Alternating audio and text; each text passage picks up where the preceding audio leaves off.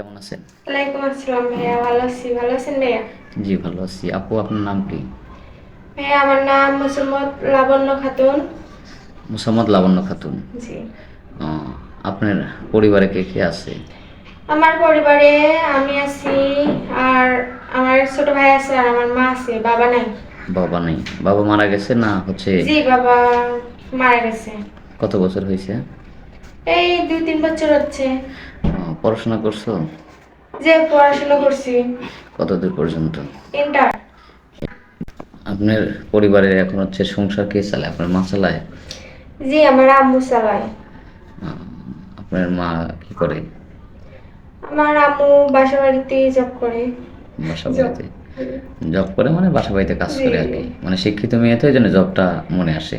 জি যে 3টা পর্যন্ত পড়াশোনা করেছেন না? জি। তো আপনি দেখতে শুনতে তো মাশাল্লাহ ইনশাল্লাহ খুবই সুন্দর। তো আপনি আমাদের ক্যামেরার সামনে কি জন্য আসছেন? কোনো বিয়ের জন্য না কোনো সাহায্য সহায়তার জন্য? আর- জি ভাইয়া। বিয়ের বিয়ে জন্য আসছেন? জন্য তো আসছি। আমাদের এখানে আপনার মানে আম, ঠিকানা কিভাবে পেলেন যে আমরা এখানে বিয়ে শাদী দেই?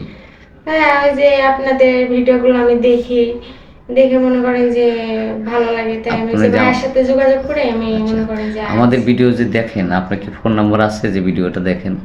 কিভাবে দেখেন ভিডিওটা? শুনছি তো বান্ধবীর কাছ থেকে যে।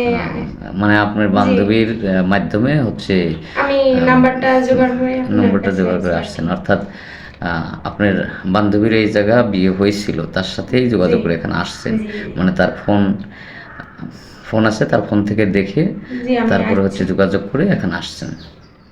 আহ, ঠিক আছে, এটা আসলে তো আমরা তো সবই জানি যে কিভাবে আসলেন আসলেন হ্যাঁ। জি তারপরে প্রশ্ন করতে হয় কেন না, কারণ হচ্ছে দর্শক বিন্দু তারা হচ্ছে জীবনের গল্প শুনতে চায়।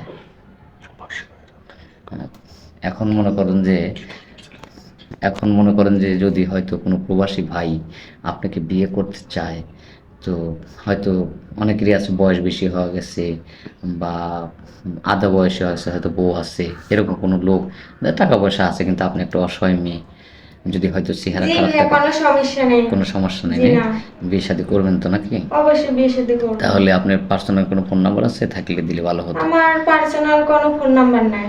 আচ্ছা, সুপ্রিয় দর্শক, মেয়েটার কোনো পার্সোনাল ফোন নাম্বার নেই। খুবই অসহায় একটা মেয়ে, তার বাবা নেই, মা আছে, মাই সংসার চালায়। যাই হোক, আপনারা যদি যোগাযোগ করতে চান তাহলে হচ্ছে আমাদের ইমো নম্বর দেওয়া থাকবে স্ক্রিনে।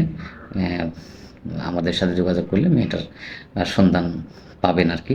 আর সেই সাথে আপনাদের শুভকামনা করে শেষ করছি। আল্লাহ হাফিজ।